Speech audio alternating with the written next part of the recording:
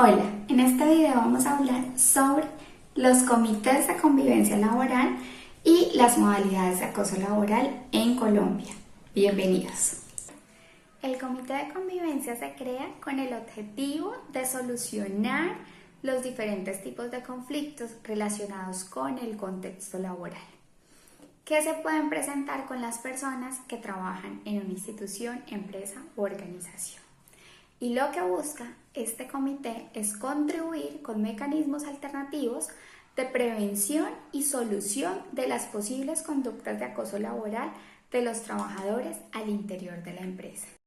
Dentro del marco normativo encontramos la Resolución 2646 del 2008, que es la identificación, evaluación, prevención, intervención y monitoreo de los factores de riesgo psicosocial, en la cual en su artículo 14 menciona las medidas preventivas del acoso laboral. Este diagnóstico de riesgo psicosocial constituye un elemento clave para el Comité de Convivencia Laboral, pues en este diagnóstico pueden conocer los factores de riesgo intralaboral, extralaboral, así como el estrés que están afectando a la población trabajadora de la empresa. Luego viene la resolución 652 del 2012, donde habla de la conformación y funcionamiento del Comité de Convivencia Laboral con su relación modificatoria del mismo año, que es la 1356. Y finalmente la ley 1010 del 2016, donde nos habla de todas las medidas para prevenir, corregir y sancionar el acoso laboral en Colombia. El Comité de Convivencia tendrá una duración y permanencia de 2 años. Quiere decir que cada 2 años se debe realizar tanto designación nuevamente como elecciones por parte de los trabajadores. Y de acuerdo a la legislación, las reuniones se deben realizar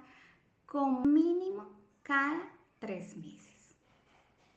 Los representantes del Comité de Convivencia se eligen de acuerdo al número de trabajadores de la empresa. Si la empresa tiene de 1 a 20 trabajadores, deberá nombrarse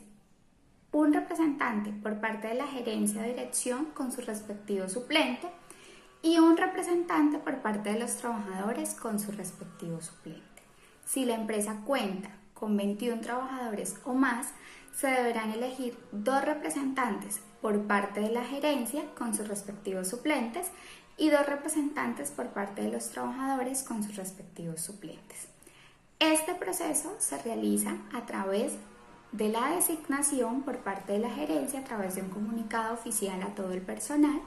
y por parte de los trabajadores a través de elecciones populares, las cuales deben contar con convocatoria, tiempo para las elecciones, escrutinio y posesión finalmente de los representantes por cada parte.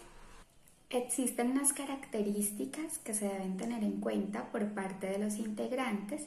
y es que preferiblemente deben contar con competencias actitudinales y comportamentales que reflejen respeto, imparcialidad, tolerancia, serenidad, confidencialidad, reserva en el manejo de la información y ética. Asimismo, deberán desarrollar habilidades para su respectiva competencia en comunicación asertiva, liderazgo y resolución de conflictos. Esta formación la deben recibir todos los miembros del Comité de Convivencia. Existen unas inhabilidades para los representantes y es que el comité no podrá ser integrado por quien tenga queja de acoso laboral o sea víctima en los últimos 6 meses dentro de la empresa. Es muy importante que tengamos especial cuidado con esta inhabilidad o en el momento en que se conforma el comité, firmar un consentimiento donde el trabajador manifieste que no ha tenido ni ha sido víctima de acoso laboral en los últimos 6 meses. La estructura jerárquica del comité está compuesta por presidente y secretario, quienes convocan las reuniones y llevan los registros de las mismas. Es importante recordar que los empleadores tienen la responsabilidad de asignar un espacio físico para guardar los documentos de manera confidencial y el tiempo para que los integrantes puedan desarrollar sus funciones, asimismo para gestionar su capacitación y entrenamiento. El comité de convivencia tiene varias funciones, dentro de las cuales está recibir las quejas internas y darles trámite de manera oportuna. analizar las quejas presentadas con todo el comité en las reuniones programadas y programar reuniones en aquellos casos donde se presenten quejas para dar el trámite oportuno y respuesta a las personas que han hecho la solicitud o han interpuesto las quejas. Escuchar a las partes involucradas de manera individual sobre los hechos, generar espacios de diálogo, crearlos para promover compromisos mutuos, para llegar a una solución efectiva de las controversias, hacer los planes de mejora donde se formule un plan concertado entre las partes que lleguen a compromisos y de esta manera se puedan llegar a acuerdos que favorezcan la situación o el conflicto presentado, sugerir además a la alta dirección medidas preventivas y correctivas, realizar el seguimiento a las recomendaciones dadas por el comité de convivencia, comunicar siempre a la alta dirección en aquellos casos que no se logre un acuerdo o no se cumplan las recomendaciones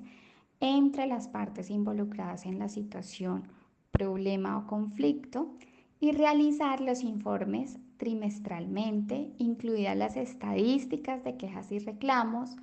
elaborar también un informe anual de resultados de gestión del comité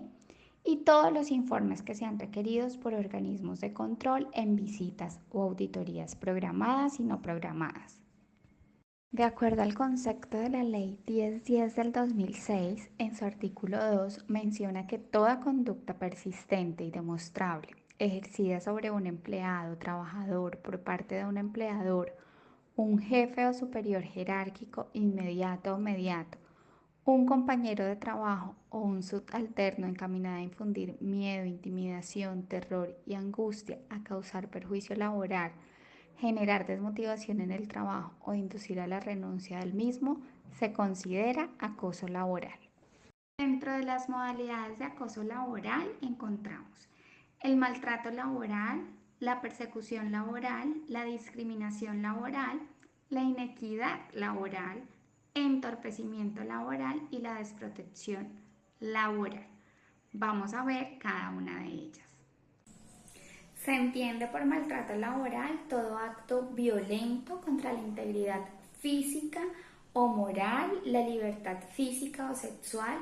y los bienes de quien se desempeñe como empleado o trabajador. Toda expresión verbal, injuriosa o ultrajante que lesione la integridad moral, a los derechos o a la intimidad y al buen nombre de quienes participen en una relación de trabajo de tipo laboral o todo comportamiento tendiente a menospreciar la autoestima y la dignidad de quien participe en una relación de trabajo de tipo laboral. Se entiende por persecución laboral toda conducta cuyas características de reiteración o evidente arbitrariedad permitan inferir el propósito de inducir a la renuncia del empleado o trabajador mediante la descalificación, la carga excesiva de trabajo y cambios permanentes de horario que puedan producir desmotivación laboral. Se entiende por discriminación laboral todo trato diferenciado por razones de raza, género, origen familiar o nacional, credo religioso, preferencia política o situación social o que carezca de toda razonabilidad desde el punto de vista laboral. Se entiende entonces por entorpecimiento laboral toda acción tendiente a obstaculizar el cumplimiento de la labor o hacerlo más gravosa o retardarla, con perjuicio para el trabajador o empleado. Constituyen acciones de entorpecimiento laboral, entre otras, la privación, ocultación o inutilización de los insumos, documentos o instrumentos para la labor que ha sido encomendada a esa persona, la destrucción o pérdida de información, el ocultamiento de correspondencia o mensajes electrónicos también hacen parte del entorpecimiento laboral. Por inequidad laboral se entiende la asignación de funciones a menosprecio del trabajador. Tiene que ver mucho con la actitud y la forma en que decimos las cosas a la persona. Y por desprotección laboral es toda conducta tendiente a poner en riesgo la integridad y la seguridad del trabajador mediante órdenes o asignación de funciones sin el cumplimiento de los requisitos mínimos de protección y seguridad para el trabajador.